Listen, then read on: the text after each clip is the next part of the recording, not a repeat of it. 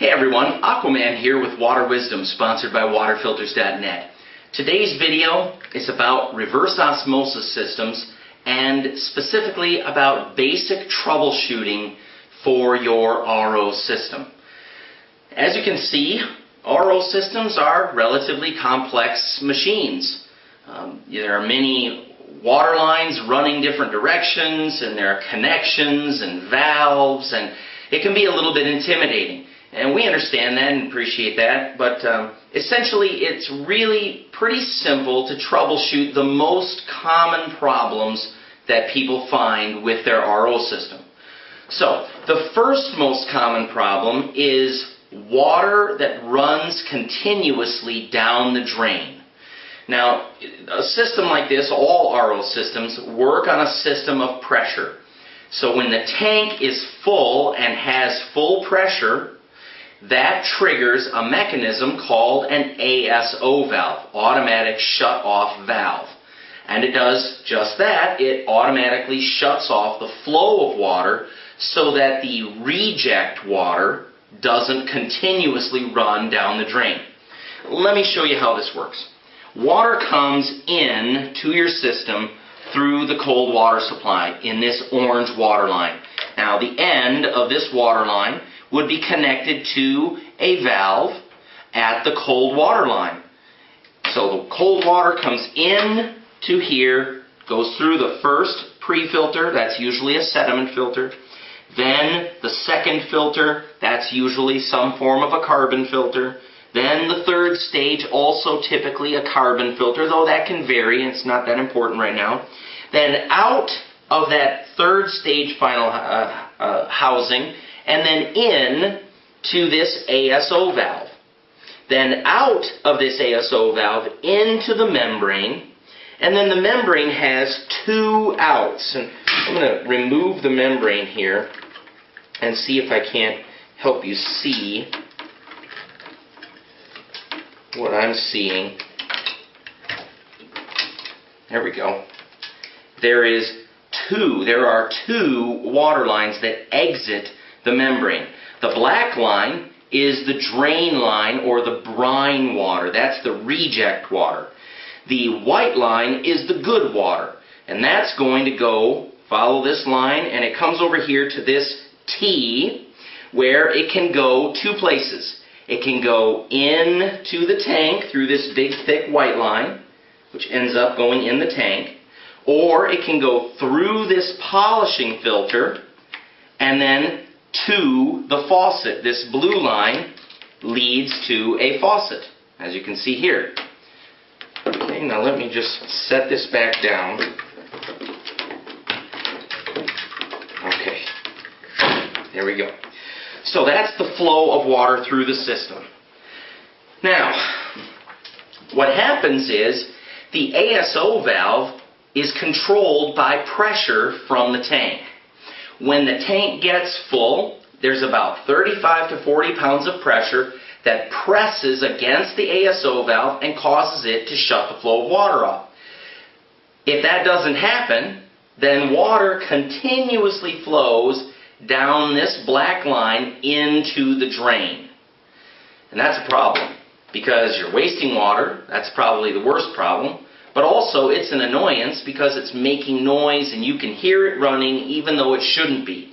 So, if you hear water running down the drain and you're confident that your tank is full and that the pressure in the tank is at least 30 to 40 psi, preferably 35 to 40 psi, and you can verify that by taking a typical tire gauge, just an ordinary tire pressure gauge, and there's a Schrader valve. You can see that Schrader valve on this tank here. There's a Schrader valve, like a bike tire valve, on every tank. Take your pressure gauge and measure the pressure when the tank is full. You can lift the tank and feel and tell that it's full, most likely. And then, if you have 35 to 40 and the tank is full, if water is running down the drain, you absolutely have a defective ASO valve and it needs to be replaced. Okay?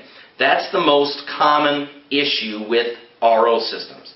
The second most common issue is low volume or low pressure at the faucet. So you've gone to bed at night and you've let the system sit operational all night. You know that in the morning you should wake up to a full tank of water and you're ready to go to the faucet and push the lever and get a full 12 cups of water for your coffee maker, and you press the button and a trickle comes out. Or maybe you get good pressure for a minute, the normal amount of pressure, but all of a sudden after 1 or 2 glasses of water, it starts to trickle off. And you're thinking, where is my water and where is the normal water pressure that I'm accustomed to? This is an indication that there's something wrong with your tank. The most likely cause of this issue, low volume of water or low pressure of water at the faucet, the most likely cause is something is wrong with the tank. You have to understand that inside this tank there is a bladder, an air bladder, that as the water builds and presses against that bladder increases the pressure that is in this tank. If that air bladder leaks or breaks, then there's no way for this tank to build up any pressure. And so you're not going to get water delivered to the faucet in the volume or at the pressure that you're accustomed to when the system is functioning correctly. So, very likely cause is a defective tank. How do you know? Check and make sure that the tank is full. Again, lift the tank. You can tell the difference between an empty tank and a full tank. Also, pinging the tank with your finger, with your knuckles, or with a wrench or something gently to hear. You can tell the sound of an empty tank versus a full tank. Then, take a tire pressure gauge again and measure the pressure on the Schrader valve. And if the tank is full, you should get between 35 and 40 psi. If you're having problems with delivery or volume at the faucet, it's very likely that it's caused by a defective tank and you're not going to have the pressure that you expect when you measure the pressure. You're going to get a very low reading, and you might be able to, if it's only a leak, you might be able to repressurize the bladder with a tire pump.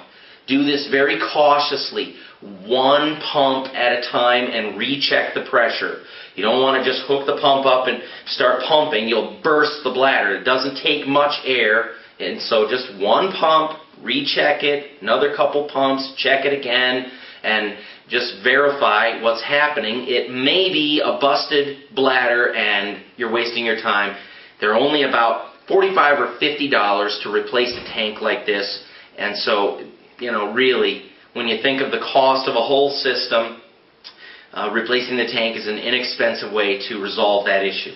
Those are the 2 most common problems with RO systems: a defective ASO valve or a defective tank. I'm your host, Aquaman, and thanks for watching. Hey everyone, Aquaman here with Water Wisdom, sponsored by waterfilters.net. Today's video is about reverse osmosis systems and specifically about basic troubleshooting for your RO system. As you can see, RO systems are relatively complex machines.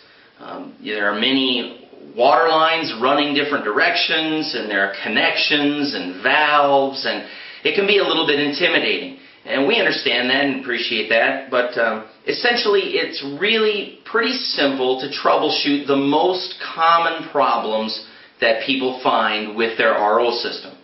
So, the first most common problem is water that runs continuously down the drain. Now, a system